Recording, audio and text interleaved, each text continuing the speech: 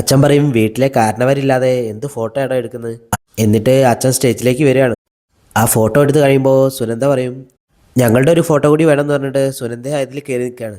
അത് കഴിഞ്ഞിട്ട് സുനന്ദ സുഭാഷിനെ വിളിച്ചിട്ട് ഞങ്ങളുടെ രണ്ടാളുടെ മാത്രം ഫോട്ടോ എടുത്ത് തരുമെന്ന് ചോദിക്കും. ഫോട്ടോ എടുത്ത് കഴിഞ്ഞിട്ട് അവൾ പറയും അതിൻ്റെ ഒരു കോപ്പി എനിക്ക് കൂടെ തരണേ. അവൾ പോകാനൊരുങ്ങുമ്പോൾ സുഭാഷ് പറയും നിൽക്ക്. എന്നിട്ട് അവളെ കൊണ്ടുപോയി ഭക്ഷണം കഴിപ്പിക്കുകയാണ് സുഭാഷ്. കഴിച്ചുകൊണ്ടിരിക്കുമ്പോൾ അവൾ പറയും കണ്ടില്ലേ ഗംഗാധരൻ മാമൻ എന്നോട് ഇങ്ങോട്ട് വരണ്ടാന്ന് പറഞ്ഞിട്ട് ഇവിടെ ഇരുന്ന് കുടിക്കുകയാണ്. ഇനി ഭക്ഷണം കഴിക്കാമെന്ന് പറയുമ്പോൾ നിധി പറയും എനിക്ക് വേണ്ട. നികേഷ് പറയും അതൊന്നും പറഞ്ഞാൽ പറ്റില്ല, എന്തായാലും കഴിക്കണം എന്ന് പറയും. സുധീഷ് പറയും ഏതായാലും ഇത്രയൊക്കെ ആയില്ലേ, ഇന്നത്തോടെ എല്ലാം കഴിയുമല്ലോ എന്ന് പറയും.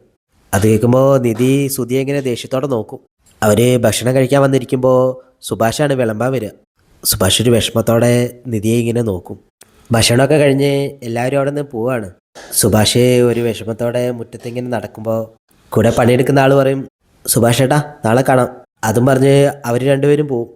സുധി വന്നിട്ട് അച്ഛൻ്റെ അടുത്ത് ഇരിക്കുകയാണ്. എന്നിട്ടേക്കും താലിയും മാലയൊക്കെ വാങ്ങിച്ചിട്ട് കല്യാണം കളറാക്കിയല്ലേ, എവിടെന്നാ ഈ ബുദ്ധി എന്നൊക്കെ ചോദിക്കുമ്പോൾ അച്ഛൻ പറയും നീ എന്നെ പറ്റി എന്താ വിചാരിച്ച്, നിങ്ങൾക്ക് എന്നെ കണ്ടുവിടായിരിക്കും, പക്ഷേ എനിക്കങ്ങനെയല്ല. സുധി അറിയും കൂടുതൽ പൊക്കി അടിക്കൊന്നും വേണ്ട, ഈ വീടിന് വേണ്ടി അച്ഛനൊരു നല്ല കാര്യം ചെയ്യുന്നത് ഞാനിതുവരെ കണ്ടിട്ടില്ല. ഇന്ന് എല്ലാത്തിനും കൂടി ഒരുമിച്ച് പകരം വീട്ടി, അത് ഞാൻ സമ്മതിച്ചു. ഞെട്ടിച്ച് കളഞ്ഞു. ഒരു സിനിമ സ്റ്റൈല് താലിയെടുത്ത് കെട്ടറാന്ന് പറഞ്ഞപ്പോൾ ഞാനാകെ വണ്ടറായിപ്പോയി. ഇതിനൊക്കെ എവിടുന്ന് കാശ് കിട്ടി? അച്ഛൻ പറയൂ അതൊന്നും പുതിയതല്ലടാ. ഇത് കേൾക്കുമ്പോൾ സുധി അറിയും അയ്യോ മോഷ്ടിച്ചതാണോ, ഇനി മോഷണക്കുറ്റത്തിന് അവളും കൂടി ജയിലിൽ കിടക്കേണ്ടി വരുമോ?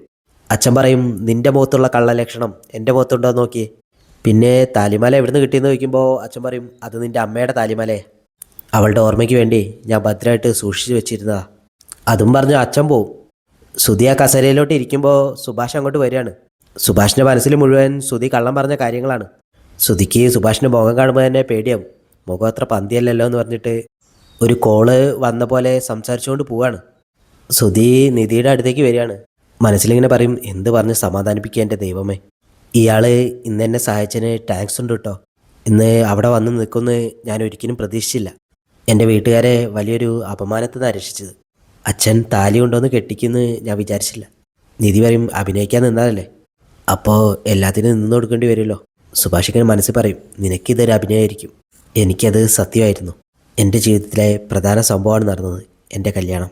നിധിയോട് സുധി കുറേ താങ്ക്സൊക്കെ പറയും, പക്ഷേ നിധി ഒന്നും മൈൻഡ് ചെയ്യില്ല. സുഭാഷ് പറയും ഒന്ന് ട്രാക്ക് മാറ്റി പിടിക്കാം, ഞാൻ ചെയ്തു തന്നതിന് എനിക്ക് ഇത്രയെങ്കിലും ചെയ്തു തന്നില്ലെങ്കിൽ തനിക്കൊരു സമാധാനം കിട്ടില്ലല്ലോ, അവരെല്ലാവരും കൂടി എന്നെ വളഞ്ഞിട്ടല്ലേ അടിച്ചത്. അങ്ങനത്തെ കാര്യങ്ങളൊക്കെ പറഞ്ഞു നോക്കും, പക്ഷേ നിധി ഒന്നും മൈൻഡ് ചെയ്യില്ല. സുധി ഇങ്ങനെ മനസ്സ് പറയും വെറുതെ ഓരോന്ന് പറഞ്ഞ് അലമ്പാക്കണ്ട, എന്നാൽ ഉറങ്ങിക്കോ നല്ല ടയർഡല്ലേ എന്ന് പറഞ്ഞിട്ട് സുധി അവിടെ നിന്ന് പോവാണ്. തിരിച്ചു വന്നിട്ട് നിധിയോട് വയ്ക്കും വെള്ളമോ അങ്ങനെ എന്തെങ്കിലും വേണോ. നിധി പറയും വേണ്ട, ഞാൻ നാളെ ഇവിടുന്ന് പോവാണ്, ഏതെങ്കിലും ഒരു ഹോസ്റ്റലിൽ അഡ്മിഷൻ എടുക്കണം, ഇത്രയും സഹായിച്ചതല്ലേ അതിനും കൂടെ ഒന്ന് സഹായിച്ചാൽ മതി. സുധി പറയും ആ ശരി. അതും പറഞ്ഞ് പുറത്തിറങ്ങുമ്പോൾ മുമ്പ് നിൽക്കുക തന്നെ സുഭാഷ്. അത് കാണുമ്പോൾ തന്നെ സുധിക്ക് പേടിയാവും. സുധിയെ വിളിച്ച് അപ്പുറത്തെ റൂമിൽ കയറ്റുമ്പോൾ സുധി പറയും ശരിക്കും ഉറക്കം വരുന്നു സുഭാഷ് ഏട്ടാ, എന്നാൽ നാളെ സംസാരിക്കാമെന്ന് പറയും. സുഭാഷ് കള്ളം പറഞ്ഞ കാര്യം ചോദിക്കുമ്പോൾ സുധി പിന്നെ ഓരോ നുണകൾ പറയാണ്. സുഭാഷ് സുധിയുടെ മുഖത്തിട്ട് അടിക്കും. സുധി പറയും നിങ്ങൾക്ക് വിഷമം തോന്നാതിരിക്കാൻ വേണ്ടിയിട്ടാണ് ഞാൻ അങ്ങനെയൊക്കെ പറഞ്ഞത്. സുഭാഷ് പറയും നീയേ ശരിക്കൊരു ഫ്രോഡാ, തനി ഫ്രോഡ്, നിങ്ങൾക്ക് വേണ്ടിയിട്ടാ ഞാൻ ഈ കല്യാണമൊക്കെ അറേഞ്ച് ചെയ്തത്.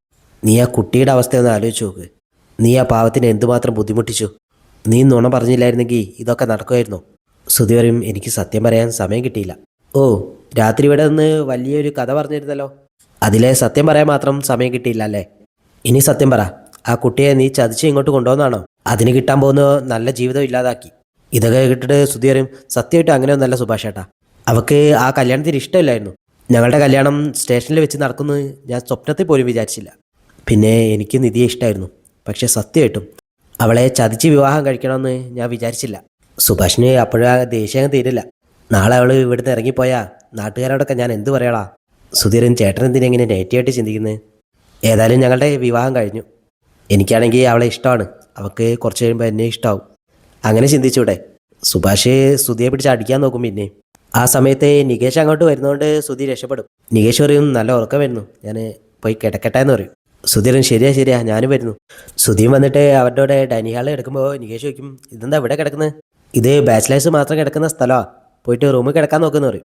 സുഭാഷ് പറയും നികേഷേ അവനിന്ന് ഇവിടെ കിടന്നോട്ടെ എന്ന് പറയും. സുഭാഷിനാണെങ്കിൽ ഉറങ്ങാനൊന്നും തോന്നുന്നില്ല. സുഭാഷ് ജനലിൻ്റെ അവിടെ വന്നിട്ട് പുറത്തേക്ക് നോക്കി നിൽക്കുകയാണ്.